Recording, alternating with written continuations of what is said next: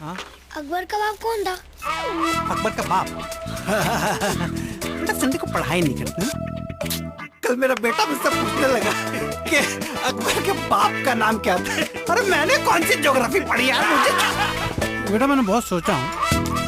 According to Jodha Akbar, Akbar का बाप राकेश रोशन था।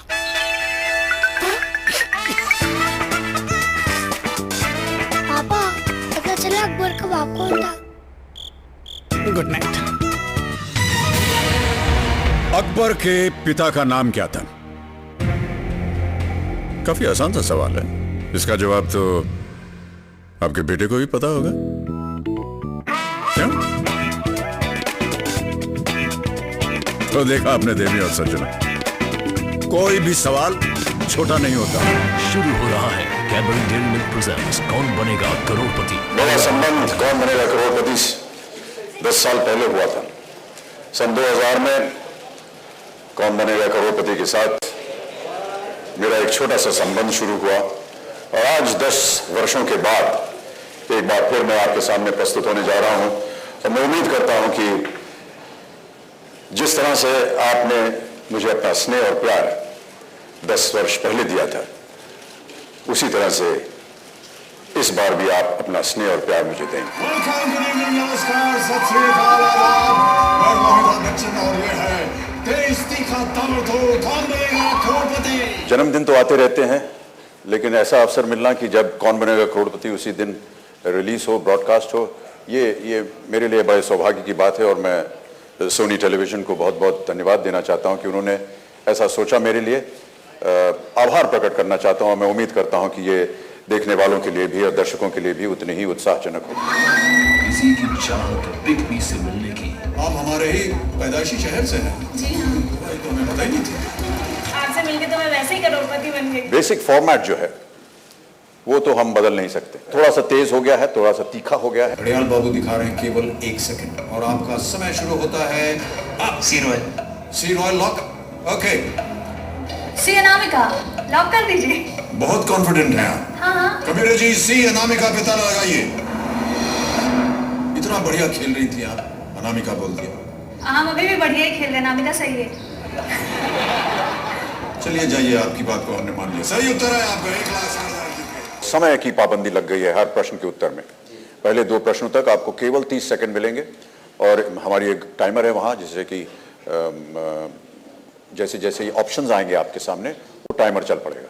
तो 30 सेकंड के अंदर आपको उत्तर देना है, वरना आप हार जाएंगे। दूसरे प्रश्न के बाद 45 सेकंड हो जाएंगे और 7वें प्रश्न के बाद समय की कोई पाबंदी नहीं, फिर आप अपना समय ले सकते हैं। 4 ऑप्शंस आ जाएंगे। आपको एक एक्सपर्ट एडवाइस मिलेगी जो कि एक नई उपलब्धि है आपके लिए। कोई भी बैठा होगा हमारे स्टूडियो में, उससे आप संपर्क कर सकते हैं। वो आपको बताएगा कि आप सही जा रहे हैं, गलत जा रहे हैं। आप उसकी राय ले सकते हैं। और फिर डबल डिप, एक ही प्रश्न के आप 2 उत्तर दे सकते हैं। एक अगर गलत हो गया तो फिर आप दूसरा भी दे सकते हैं। और इसी तरह बढ़ते बढ़ते फिर आप 5 करोड़ पे जाएंगे, जो कि हमारा जैकपॉट प्रश्न होगा। राजेश चौहान जी, आपके मन की बात जो है वो पूरी हो गई। एब्सोल्युटली राइट बन गई।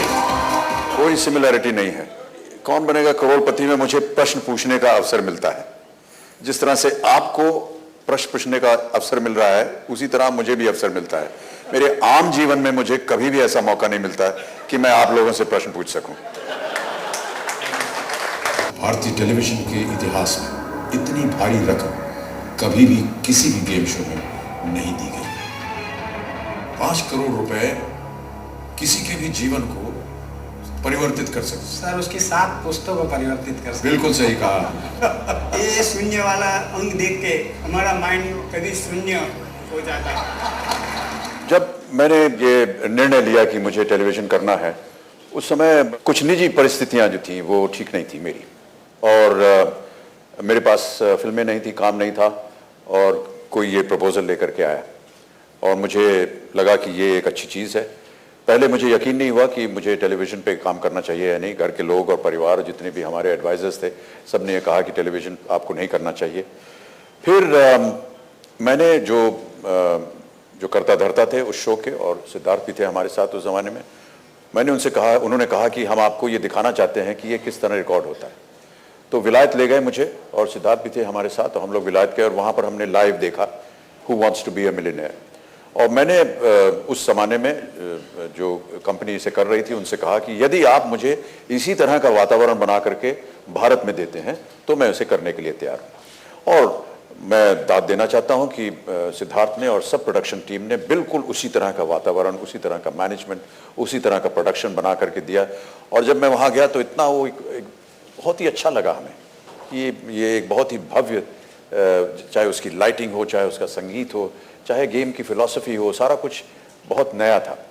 तो जाहिर है उस ज़माने में हमको बहुत अच्छा लगा। जब भी कोई नई चीज़ शुरू करते हैं तो बहुत सारी घबराहट होती है मन के अंदर और पता नहीं होता कि जनता किस तरह उसे लेगी। हम सब जिस प्रोफेशन में हैं हमारे साथ प्रतिदिन ऐसा ही होता है। आज भी प्रेस कॉन्फ्रेंस में आने से पहले पीछे बैठे हुए हैं, उंगलियां चबा रहे हैं, पता नहीं जनता क्या पूछेगी, पत्रकार क्या पूछेंगे, हम सही जा रहे हैं कि गलत जा रहे हैं, ये सारी एप्रीहेंशंस रहती हैं। इसी तरह हमारे मन के अंदर भी इस तरह की एप्रीहेंशंस रहती हैं और अभी भी घबराहट है कि 11 तारीख को पता नहीं क्या होगा। हाँ भाई, हम तो रेडी हैं। सिर्फ सोनी एंटरटेनमेंट टेलीविजन पर।